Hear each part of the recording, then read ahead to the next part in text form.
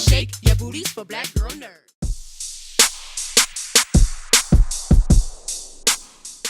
With Jordans being such an iconic part of the culture, of sneaker culture, of fashion culture, is there any pressure when you work on a project like this?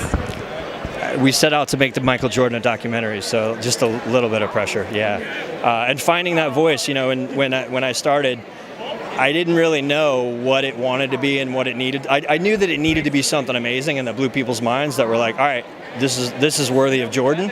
But I didn't know how to get there and what that meant. So it was a high bar to cross, and it was always the barometer. Is like, is this Michael Jordan? Is this Jordan worthy? And if it's not, then we got to keep going.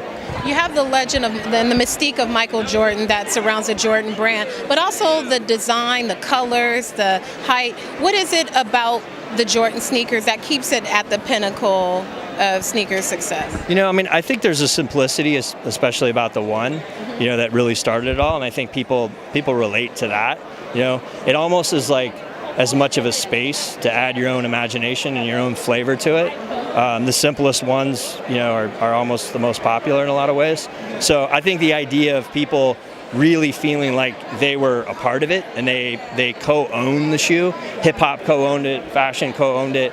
Everybody individually kind of co-owns it, and I think that's an empowering element, especially today, but really since the beginning. Is there anything that's going to appear in the documentary that would surprise people about the creation and the evolution of the Jordan brand? Yeah, I think, first off, MJ was resistant, didn't want to join Nike. Nike was really kind of reluctant and wasn't really sure about signing this one guy and putting all this money into it. So, I think these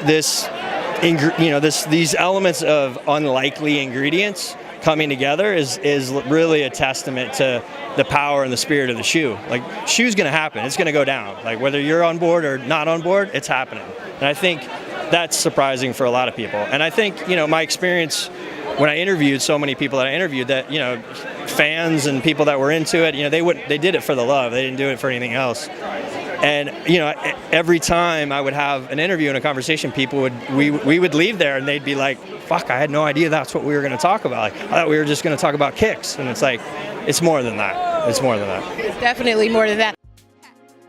Better shake your booties for black girl nerds. Better shake your booties for black girl nerds.